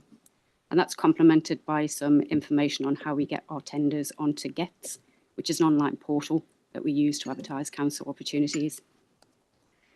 There is also an emergency procurement guide. I can't claim ownership of that one. It's an MB guide that outlines what constitutes an emergency, and I've been working with Blake and the emergency management team on that. There was often some confusion over lack of planning being an emergency versus a defined emergency, so it helps to clarify some of those things. To complement the work that's been completed, we're setting up a new procurement and contract management site on Te Puna, so people can find all of the stuff that's been created and navigate to that quite quickly. And there is a contract register almost completed, which should be up and running around about the same time. We're just working through some final issues with the IT team on how to get that launched. Additionally, a conflict of interest tool. So instead of the pieces of paper going everywhere, it's an online tool that helps to manage those and again, track and monitor. I'm mindful that all of those things provide good tools, but it's nothing without good people as well. So we have put a real focus onto training. We were lucky to get some of that free. So the insurance seminar, we tapped into some training that was happening at the regional council and conducted by Aon, and piggybacked and had an NCC version of that training in the afternoon. That was very focused on the insurance guide and the insurances around construction projects, which was probably the greater risk at that time. The demystifying procurement workshop was held by MB. Again, we paid for flights, but they provided a half-day workshop free of charge. They were quite keen to show support for local government. Attendance at that was the largest they've ever had. So we had, I think it was between 60 and 70 people from across council attend. We had a 2-day training session on tender evaluations provided by an external provider. Again, very well attended. And recently there was some training around that new version of the 3910 contract that I talked about. That was a 2-day workshop. There's some reporting that's underway to get some good procurement and supplier data from out of our financial system that's using some SQL reporting. And I've been working with the financial systems accountant to pull that through. And we also have underway the development of a procurement strategy. One of the key inputs to that is having a good pipeline of projects. The strategy then looks at how we can mould, shape, bundle some of those. So the issue really has been getting that pipeline so that we have something to mould, shape or bundle. So that work is currently underway. So in a nutshell, lots of work across lots of different areas. They're all, not one of them is the magic bullet. They're all pieces of a puzzle to try and improve the capability that we have across council and enable users not to have to lean into the procurement team, but to be able to take responsibility of that lower value, low risk activity themselves, so that the team's able to focus on some of the higher risk projects where we feel we can really add value. I would highlight, just in terms of risks to having this completed, it has been exceedingly challenging because we have, other than the legal support, there's been some minimal support from a consultant that's helped to build some functionality into that documents, but the changes are very, by and large, they've been driven by the procurement team. We are a small team and we're also very focused on delivery at the moment on some of those significant projects. So that balancing act has been a challenge at times, and it means we've probably ramped up and ramped down progress because of that. And then the other risk currently is the rollout of this is imminent because we've got a lot of material that's been developed. That change management around how we roll that out to the organisation is the next step, and that is likely to be impacted by the redesign because there is a lot of uncertainty around that at the moment. any questions? Thank you for that, Sharon. That's very comprehensive, and it's great to get the update given where things were going. Folk, questions for Sharon? So this is sort of all in waiting, as in contrast to you haven't sort of done a staged implementation of all this sort of stuff. I think what I'm trying to say is this is going to be very beneficial to the organisation. Are you waiting to kickstart to get those benefits, or have they already been brought into the organisation? Ish. So Ish. what we've been doing, we're mindful that it's all well and good developing all of this collateral and thinking we understand what users have told us and that it will work in practice. What we've been doing is piloting some of this, particularly with the Three Waters team, so that we've got some feedback from users and practitioners around how do they work in reality. So we've been running that trial first to get that feedback. Probably the key step has been having that share site completed and having the material in a format that can be shared widely. We're not quite there yet. As soon as that's completed, we will start to look at rolling that out. But we have had some good feedback from Three Waters team to date. I just want to hit my cake and eat it too, Sharon, which is there is an existing pipeline that, I suspect is always going to be challenged. So this is great stuff to have inside it. Just one of the challenges that I don't know whether you quite spoke to the issue of software and digital. Sorry, you said the lack of automation. Can you just clarify that for me? Because this would strike me as possibly quite an issue. Yeah, that's a very good point. So at the moment, it's very paper-based, the documentation that we have. We don't have a lot of that systemized. So we can provide good documentation, we can provide good guidance, and we can provide training. What we don't have is a way of ensuring that there is compliance with that information, because there is no systemic way to be able to check that's happening other than the internal audits that we do periodically. Okay, so that will have to stay on the wish list for a bit later. Yes. Okay, I think it makes a lot of sense. I'm not going to say it should be up the wish list, but I think actually it makes a lot of sense to me, to be honest, Jess. So all power to you to get that going. Like, any other questions for Sharon? This is a good news story. Thank you for that, Sharon. It's great to see it going, and there clearly are still some final steps to see off. So I do wish you well as you try and get that one going. So I'm going to move that we receive Sharon's report. Have a second, please. Thank you, Greg. I put the motion. All those in favour, please say aye. Aye. Those against, it's carried. Thank you. Thank you. Good, Andrew. Thank you. If you could, and Jill, it looks like it. Take us through this. That'd be great. Look, I'm sorry. I am just going to keep moving through the meeting. Obviously, I've seen some of you go grab a cup of coffee. Please feel free to go and do it if you want to. But I won't stop. I think we are needing to keep moving. So I've got a strict 12:15 deadline. So I know where I stand. Or sit, perhaps today. Andrew, in your hands, ma'am. Good morning, everybody. I just want to, through the chair, take the report as read with a comment from myself of the amount of work that got achieved in the SR32. So I think the Mayor asked a bit of a time frame, and I indicated 50% of the treatment actions will be implemented. Well, through working with the control owners and through a bit of a plan that I can come up with, we managed to get 100% of the treatment actions into the register, with I think about 80% and 100% completed. So there's that reflects a reduction from high on the risk to medium, which is still out of appetite. But as I noted in the executive summary, I think further work needs to be done on that risk to look if that's the right appetite or what we can do to bolster controls to lower that. Yeah. Thank you, Andrew. Any further questions? Brilliant. Are there any questions for a very clear paper? Any questions for Andrew or Jill here? It's hard to ask questions on a good news item, isn't it? other than say well done. No, thank you. Yeah. You have got also the core indicators around just events over the course of the last quarter. So, folks, there's a chance to ask questions. No? There's one comment just about the leadership commitment. Through instruction from our Louise, our CE, we did circulate the local government good guide to the elected members, particularly on, I think it was page 32, about governance for health and safety.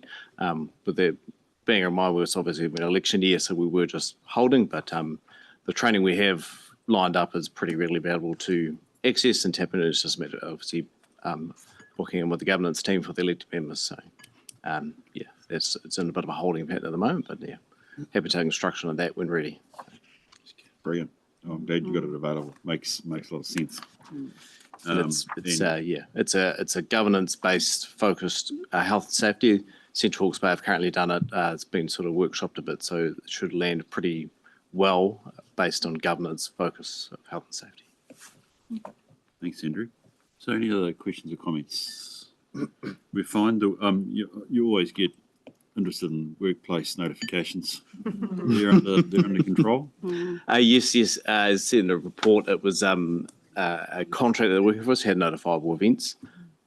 We've subsequently we stopped work on that job, and we set out clear health and safety expectations that they had to meet before work was to commence, and they did meet those targets. And since that stop work notice, they haven't had any incidents since then, and they're subsequently that construction works is coming to an end. So. Another thing is to me, Andrew, was a good level of reporting around near misses. You got 32 reports here. Any sort of indication? Does that colour the nature of our view of risks, or does it any particular trend come out of those that you can recall? I think it's. I guess I'm constantly in the ELT's ear about reporting in towards near miss, and it's obviously a lead indicator for us. So I think it's starting to show the maturity of the business. We're sort of starting to get active, and near miss isn't a scary report. It's actually highlights something that we potentially haven't seen that we can improve and put controls around to ensure that near miss doesn't become a reality. So I think it's just the hard work in the background starting to reflect in our reporting, which is good. And has it shown any particular trends? Other than better reporting? I think it very depends on the directorate, like in the level of near miss reporting. So I think some of the near miss was also something along our pools, like whether someone may have slipped over or almost slipped over and it got reported to someone noticing that there was someone not quite wearing the right PPE for a task they're carrying out. So it's quite wide and broad. I think as it starts increasing, as a health and safety team, we'll start looking at what these near miss trends are and sort of focus in on those about how we can mitigate any potential hazards from them. And the other thing from just the work stream that I just wanted to perhaps get your sort of update on is the critical hazard management framework. Oh, yes. Just tell us where that you're working on this. It's to go to ELT at some stage soon. So ELT adopted our top 8 critical hazards. So now they've entrenched, almost completed, and I haven't had a chance to bring it to ELT, a critical hazard management plan, a bit of a framework of how we're going to manage these top 8 critical hazard management. So yeah, that's next on my agenda to get onto ELT's schedule and then discuss it with them about how we can manage these top 8 risks. So great. I'll be keen to. You might even want to perhaps next time around, if it's a chance for next quarter, to give us a broader sense of what's in that, because obviously it's a key focus on critical risks. It goes by the name, and obviously it's always good to see that actually we have a decent framework around that stuff. So that's great.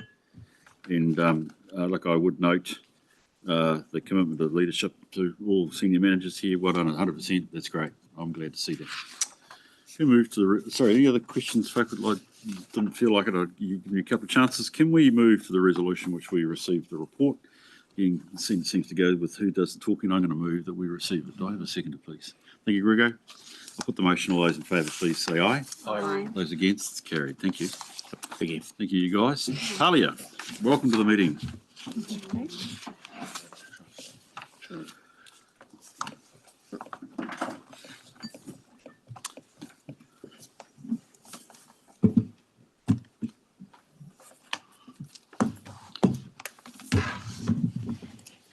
Kia ora. So the first paper is the external audit recommendations. We have made some reasonable progress over the last quarter, and we have several items now tracking as complete, but still to be signed off by Audit New Zealand. So those are regarding the financial delegations policy, the monthly reconciliations, conflicts of interest, and the Kennedy Park tilt takings. Other than that, I'll take the paper as read. Thank you. Thank you, Talia. Questions or comments, Talia? Well, done on getting these complete. I think it's good. I appreciate that we can't quite take them off until we get the level of external sign. And look, can I just make a particular appreciation that you've dealt with the Kennedy Park weakness? I think I made a bit of a noise about that last time because it was all about protecting ourselves and our staff. So thank you that is being dealt to, Talia. I do appreciate that. Look, I think we can take this as reasonably read unless there is a particular question. Just encourage you to keep up the good work, but that's great. So can we look at the resolution that we received? Mover and a seconder. Thank you, Sally. Thank you, David. I'll put the motion. All those in favour, please say aye. Aye. Those against, it's carried. Talia, the sensitive expenditure, please. Yes, so this is our usual report for the quarterly sensitive expenditure as required by our policy. I have taken a very conservative approach. There are a couple of items on there, such as the gifts for dignitaries that, although approved by the Mayor, aren't sensitive expenditure received by the Mayor. And everything went through as per the policy, so nothing out of the usual there. Thank you. Appreciate that. So again, the process working is the point that you're making with appropriate approvals. It's really just our chance to sense check what we're letting through the gate. It's not meant as a bad phrase. Comments or questions? No? We're okay? Cool. In that case, let's move to the resolution, please, which is that we receive the report. Thank you, Sally. Thank you, Grego. Motion, all those in favour, please say aye. Aye. Those against is carried. Rightio, if we could then move, please, to the procedural motion to move into public excluded. We have the reasons on page 122, 123. They seem consistent with what I think we should be doing. Thank you, Grego. Do I have a seconder? Thank you, Sally. Is there any discussion on the motion? There being none, I'll put it. All those in favour, please say aye. Aye. Those against? It's carried. Thank you. There's a button to push, I think. Is that right, Caroline? Is that all you need to do?